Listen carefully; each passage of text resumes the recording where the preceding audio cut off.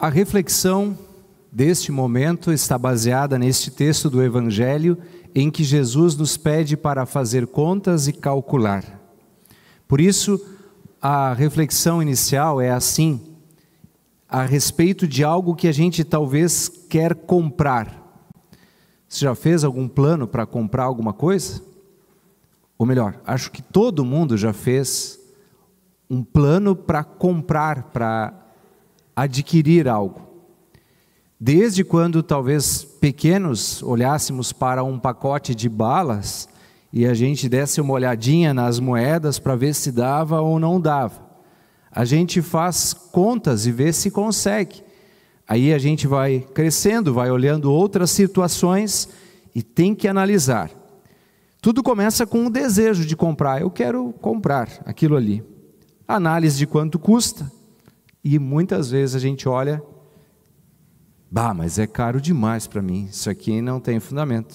Não vou conseguir comprar isso. Ou a gente repensa, calcula, observa e diz, olha, acho que dá, fazendo esse parcelamento, desta maneira. É um cálculo, é um jeito de pensar, analisar qual o preço. Eu estou dizendo isso porque ali no texto de Lucas capítulo 14, nós lemos que Jesus diz para as pessoas que estavam seguindo ele, e é bem propositivo que o texto diz que Jesus andava, ele estava rumo a Jerusalém, as pessoas atrás, daqui a pouco é como se ele parasse e confrontasse elas. Vocês querem ser meus seguidores mesmo? Então vamos fazer as contas.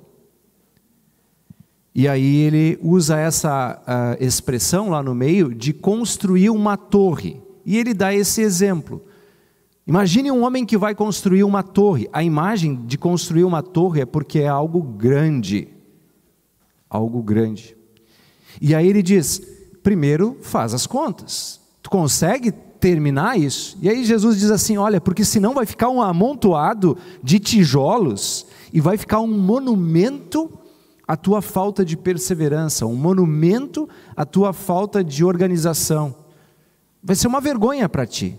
Então calcula primeiro, vê se tu tem condições. Jesus não está dando aula de construção, de, programação e etapas. Ele não está dando aula de finanças. Ele está falando sobre o preço de ser de Jesus. O preço do discipulado, o custo disso. Literalmente é isso. O preço e o custo de ser seguidor de Jesus. Tá, agora vamos pensar junto aqui. Pensem comigo, por favor. A Bíblia não diz claramente, pela graça sois salvos mediante a fé. Isso não vem de vós, é dom de Deus, não de obras, para que ninguém se glorie. Ou seja, não diz claramente, expressamente que a salvação é pela graça. Que história é essa agora de preço, de custo? De quanto vai custar? Tem alguma coisa que não está fechando. Então gostaria de convidar vocês para perceberem qual é a ênfase de Jesus. E eu quero dizer que não é só em Efésios 2, 8, 9 que diz que é pela graça. Está claro, está límpido, que a ação é de Deus. Ele vem sobre nós, nós não temos mérito algum sobre isso, Ele age em nós. O ponto é que a ação de Deus na gente, ela muda a nossa mente e o nosso coração. Ela muda a tal ponto que o que a gente chama de escala de valores muda. E daqui a pouco aquilo que é muito importante para o mundo, aquilo que é o trono do mundo, aquilo que é o domínio dos poderes de uma terra, de um local, e que é tão importante para todos, passa a ser menos importante, dentro daquilo que Jesus coloca. Aquilo que é muito importante dentro da cobiça e da soberba humana, passa a não ser tão importante. E então, essa escala de valores modificada vai entrar em embate contra a escala de valores desse mundo. E aqui é um custo, aqui há um preço, aqui há um confronto. Eu acho muito sugestivo quando o evangelista João diz que muitos fariseus acreditaram em Jesus e sentiram que Jesus era o Senhor, mas preferiram muito mais os elogios do mundo do que os elogios do reino. É um embate que chega num custo que a pessoa diz, não, isso eu não vou pagar. É nesse sentido. E nesse momento, renunciar o que é caro para o mundo pode nos fazer aborrecer, como é um jeito de traduzir, a nossa relação por vezes com pessoas bem queridas. Porque se olhar de perto assim aquele texto, ele começa a dizer amar mais ou colocar em aborrecimento relações próximas como pai, mãe, filho, filha, irmão e irmã. É óbvio que não está dizendo para que isso aconteça. O exercício da vida cristã primeiro está ali nas primeiras relações da família, então não é esse o ponto. O ponto é que quando os valores e a prioridade, essa é a palavra, a prioridade, o que muda, a escala de valores se confronta com esses valores, então ali há um preço. E Jesus está dizendo, isso vai acontecer. Vai chegar um momento em que tu vai ter que optar ou por seguir e ser zombado, talvez na sala de aula, no trabalho, e ser ridicularizado aqui e ali, sair no prejuízo, isso é um ponto importante, às vezes saímos no prejuízo por esta caminhada. E esse é um ponto interessante, curioso. Eu queria lembrar rapidamente, por exemplo, dessa relação com os pais, que é anotado, é indicado, é sublinhado aqui na palavra bíblica, que, por exemplo, diz assim, honrarás teu pai e tua mãe, para que vás bem e vivas muito tempo sobre a terra. Mas a Bíblia também, falando das autoridades, ela diz, antes importa obedecer a Deus do que aos homens. Então, quando existe um confronto dessas duas situações, então, o meu custo é, por exemplo, uma situação indigesta de relacionamento. Não de desrespeito, mas de prioridade. Daniel, Sadraque, Mesaque, Abednego, os textos do Antigo Testamento, eu quero rapidamente citá-los. Essas histórias são grandiosas e assim fica até uma motivação para conhecer, né? Daniel respeitava e servia o rei e a sua pátria, a sua nação. Muitas vezes eles agindo errado, ainda assim ele tinha honra. Porém, quando foi proibida a oração a Deus, ele disse, não, aí não, eu vou continuar orando a Deus. Tá, mas quem orar a Deus, o Senhor Criador, vai ser jogado numa cova dos leões. Esse é o custo, esse é o preço. Deixa eu ver o tamanho dessa torre e o que eu vou ter que pagar. Ainda assim eu sigo aqui e pode me jogar.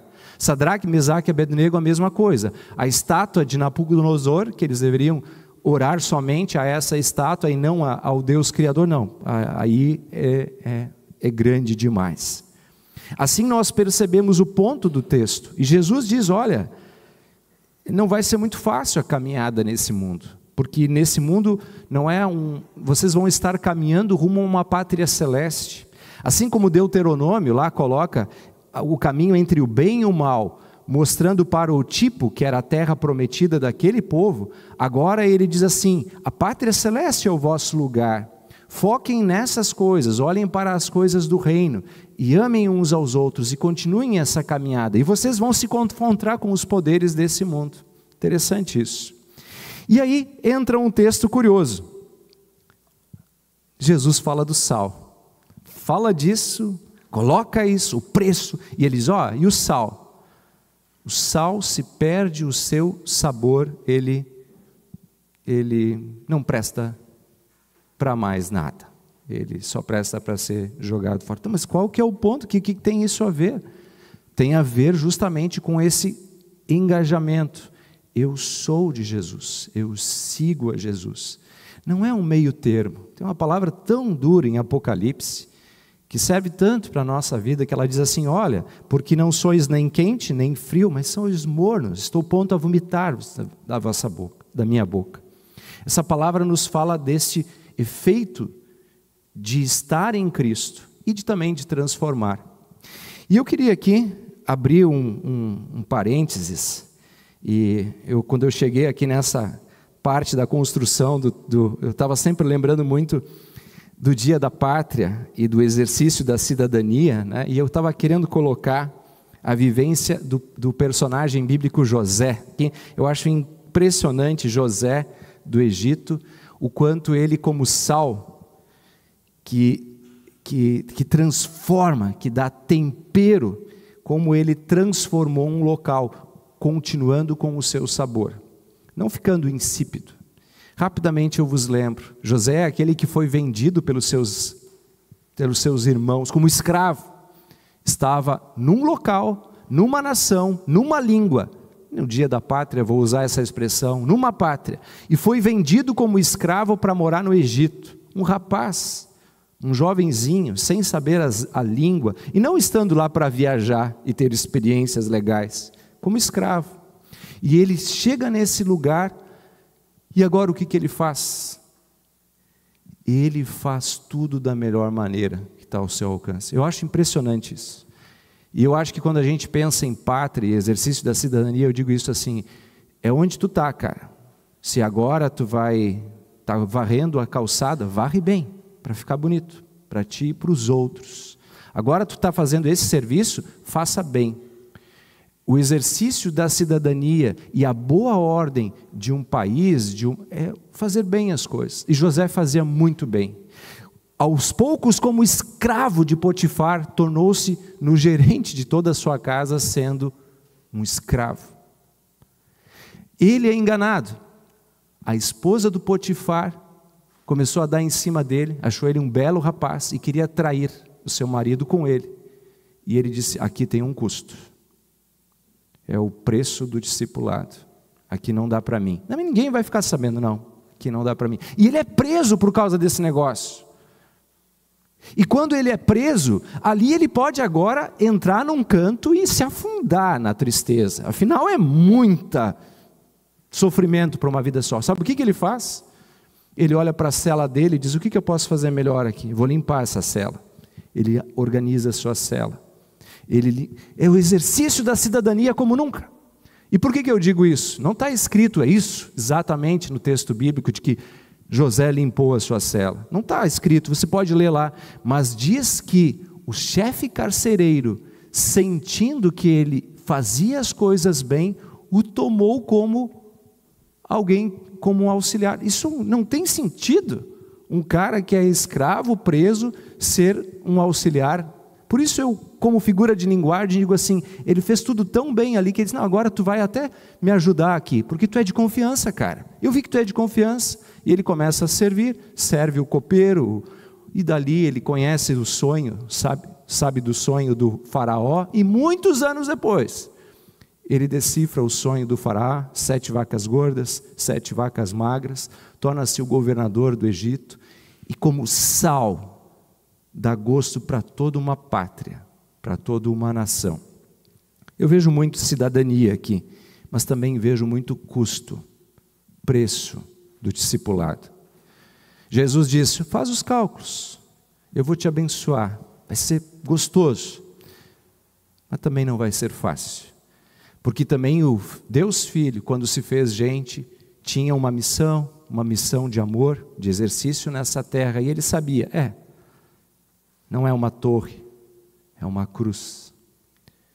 E o preço não é dólar, nem ouro, nem prata, é sangue, meu sangue. E ele pagou o preço. E assim ele nos redime. E ele nos coloca como cidadãos dessa pátria celeste. E diz, mas vocês estão aqui ainda, no lugar onde vocês estão. Vivam bem, amem, honrem. E o meu convite é, continuemos como seguidores de Jesus. E vou dizer essa expressão, custe o que custar. Amém.